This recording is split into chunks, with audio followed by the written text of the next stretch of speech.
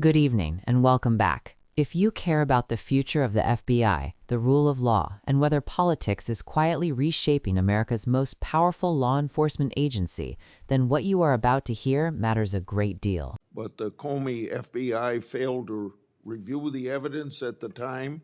After nearly a decade in the shadows, this information has now come to light thanks to Dr. Patel, or Director Patel. Senator Schiff.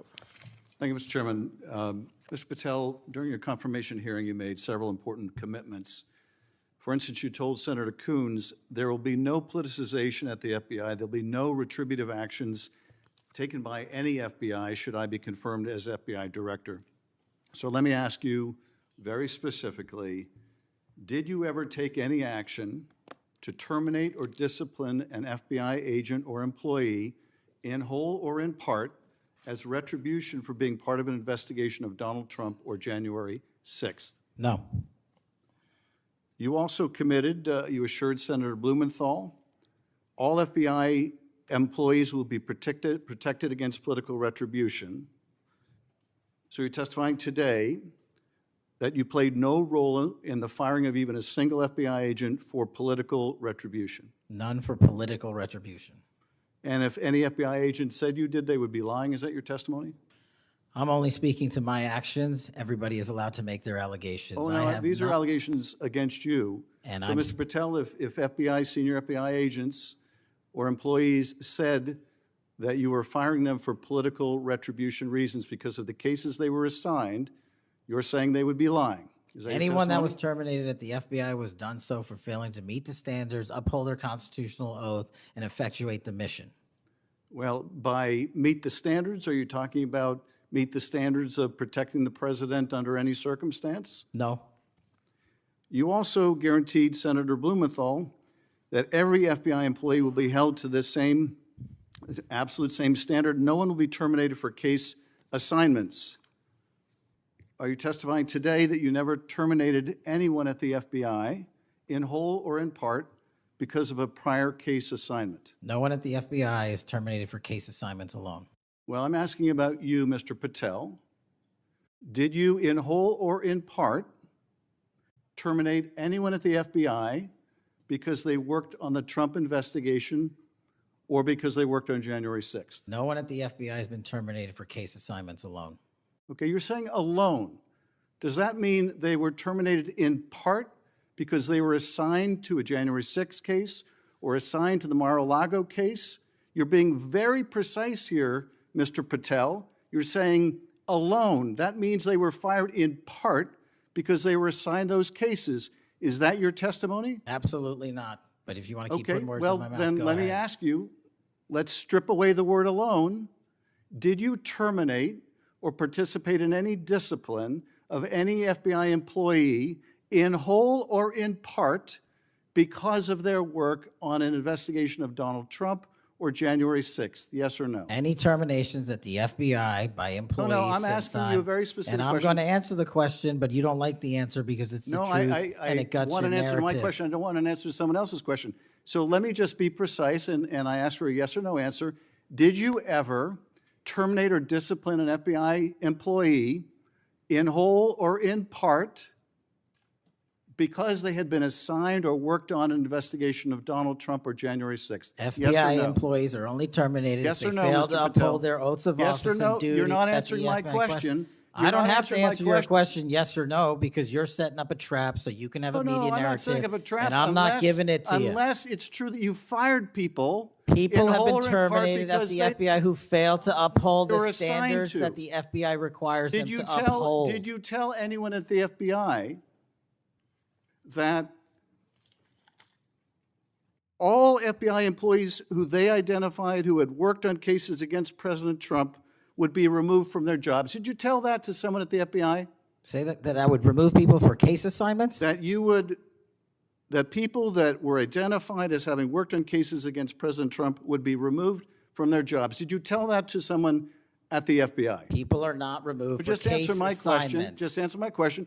Did you tell that to someone? People are not removed for case No, assignments. you're not answering my question. And I would Mr. never Patel, tell anyone. Did you tell someone at the FBI that FBI employees identified as having worked on cases against President Trump would be removed from their jobs. Yes or no, did you tell someone that? I would never tell anyone at the FBI that they're being removed for basically their case assignments.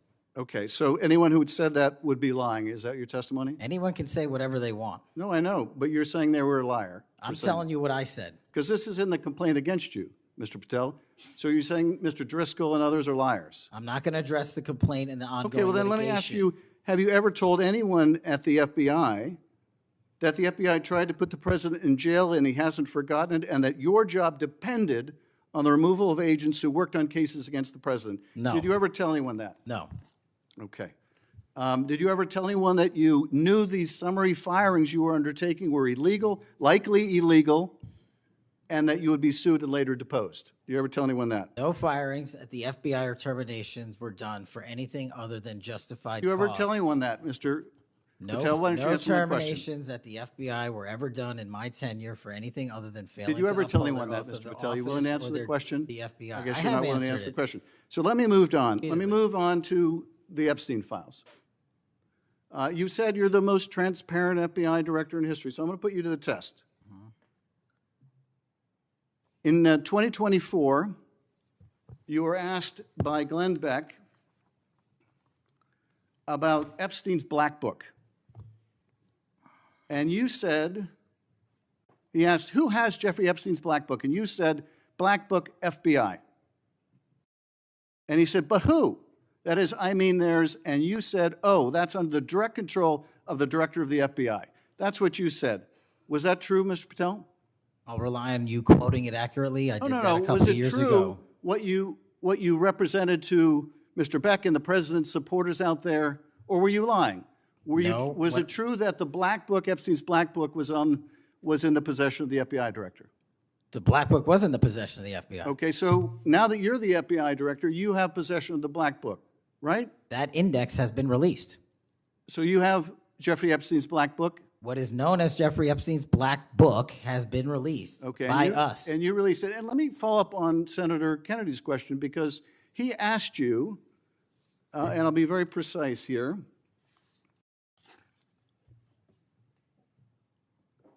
You've seen most of the files. Who, if anyone, did Epstein traffic these young women to besides himself? And you said, himself. There's no credible information, none. If there were, I would bring the case yesterday that he trafficked to other individuals. And Kennedy, the information we have, again, is limited. And Senator Kennedy said, the answer is no one. And you said, for the information we have. So is it your testimony today that in all the Epstein files, that Jeffrey Epstein trafficked no one to anyone but himself? Is that your testimony, Mr. I never Patel? said Jeffrey Epstein didn't traffic anyone else. Did he traffic any young woman to someone other than himself? That was Mr. Kennedy's question, And I Senator Kennedy's said question. the information that 3 administrations have had access to I'm have asking made you- determinations that there are no investigative leads that were credible to prosecute and investigate any others. I'm Well, specifically I'm asking stating you whether we it's were your working on. testimony today. Well, you just read that it, and I said it I'm- 10 minutes ago, so let the record reflect my I testimony. just want to make sure there's no misunderstanding, because there are victims like Virginia Guifer who have testified otherwise, who have said otherwise, and you're telling the American people today that the Epstein list is a single name and it's Jeffrey Epstein. That's what we're to believe? That's not what I'm saying. That's what you're saying, and Well, you let can me- say let me whatever ask you Let want. me ask you this. When Todd Blanche went to interview Ghislaine Maxwell, she said, but did I think these guys were coming for that? I really don't. If you met Epstein, there's no way that this cast of characters, of which it's extraordinary, and some are in your cabinet, who you value as your co-workers, and you know would be with him if he was a creep or because they wanted sexual favors. A man wants sexual favors, he will find that. They didn't have to come to Epstein for that. And the next question Todd Blanche, the president's former criminal defense lawyer, asked is not who in the cabinet, who are you referring to? His question is, so when's the last time you think you were with Mr. Epstein when he got a massage? So let me ask you, who are those cabinet members that Ghislaine Maxwell was referring to that, that were part of this cast of characters associated with Mr. Epstein? Who are they? The Deputy Attorney General took the aggressive step that no one else did and interviewed Miss Maxwell for I'm 2 asking you, days, who are and the we ca- released who are the the cabinet entirety members? of that Who are the transcript. cabinet members? I do not have that transcript in front of me. You're picking it piecemeal. The American And public can read the entirety of Let me that. ask you one last question, because you clearly won't tell us the cabinet members associated with Mr. Epstein. Let me ask you one last question. And that is, right after she gives this testimony in front of an FBI agent, among others, she's transferred to a minimum security prison not suitable for a sex offender like herself. Who made that decision and why? The Bureau of Prisons. The Bureau of Decisions made it in Prisons. the Bureau of Prisons decided on their own, without any consultation with Blanche or anyone else, that they were going to suddenly, after this interview, completely unrelated to this interview, completely unrelated to anything she said, move her to a prison not suitable for a sex offender. You want the American people to believe that? Do you think they're stupid?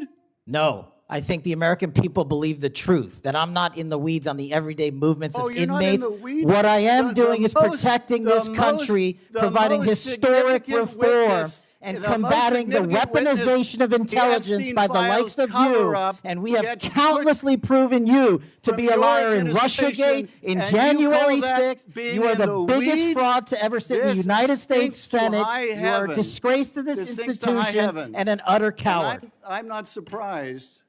I'm not I'm surprised not that you continue surprised to lie that from your perch and put on a show two of you so you can go have raise you money for your and for good charade. reason. You are a political buffoon at best.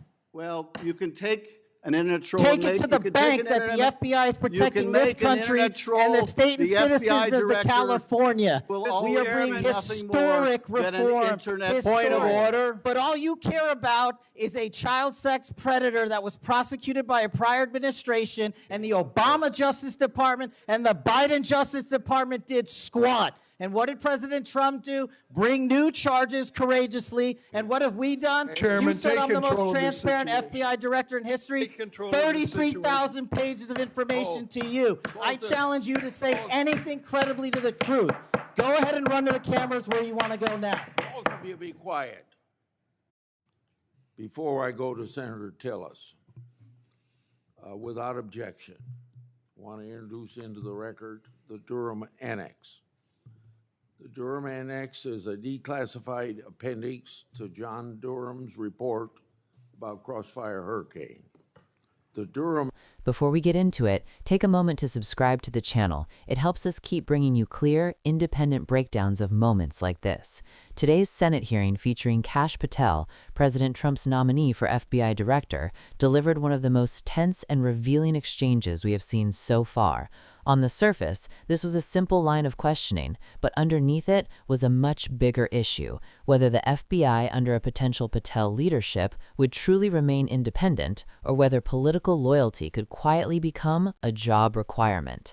The exchange began with Senator Adam Schiff pressing Patel on commitments he made during his confirmation hearing. Patel had previously promised there would be no politicization at the FBI and no retributive actions against agents for working on politically sensitive cases, including investigations involving Donald Trump or January 6. That promise is not a small one. It goes to the heart of public trust in federal law enforcement. So Schiff asked a very direct question: had Patel ever taken action to fire or discipline an FBI employee as retribution for working on Trump-related investigations or January 6 cases? Patel's answer was short and firm: no. If you are finding this analysis useful so far, subscribe now, because we are about to unpack why that one-word answer did not end the matter. Schiff then tightened the focus. He referenced Patel's assurance that all FBI employees would be protected from political retribution. Again, he asked whether Patel played any role at all in firing even a single agent for political reasons. Patel again denied it, saying none were terminated for political retribution. But here is where the exchange took a sharp turn. Schiff asked whether any FBI employee who claimed Patel fired them for political reasons would be lying. Patel responded cautiously, saying he could only speak speak to his own actions and that people were free to make allegations. That distinction matters. In hearings like this, senators are not only listening to what is said, but how it is said. Patel consistently avoided absolute statements about what others might claim, while repeatedly framing any terminations as failures to meet FBI standards or uphold constitutional oaths. If you want deeper coverage like this that explains what is really happening beneath the surface, make sure you are subscribed. Schiff then zeroed in on language. Patel repeatedly said no one was terminated for case assignments alone. That single word, alone, became the center of the confrontation. Schiff pressed him on whether agents could have been terminated in part because of their involvement in Trump or January 6 investigations. Patel denied that interpretation, but he also refused to give the clean yes or no answer Schiff demanded. This is where viewers learn something important about confirmation hearings. They are not just about facts. They are about credibility, precision, and intent. When a nominee repeatedly reframes a yes or no question into broader institutional language, senators often interpret that as deliberate ambiguity. Subscribe now if you appreciate this kind of behind-the-scenes explanation that goes beyond the clip. As the exchange escalated, Patel accused Schiff of setting a trap, suggesting the senator was trying to create a media narrative rather than uncover the truth. That accusation itself is telling. It reflects the deep mistrust between political camps and the growing belief that hearings are less about governance and more about public positioning.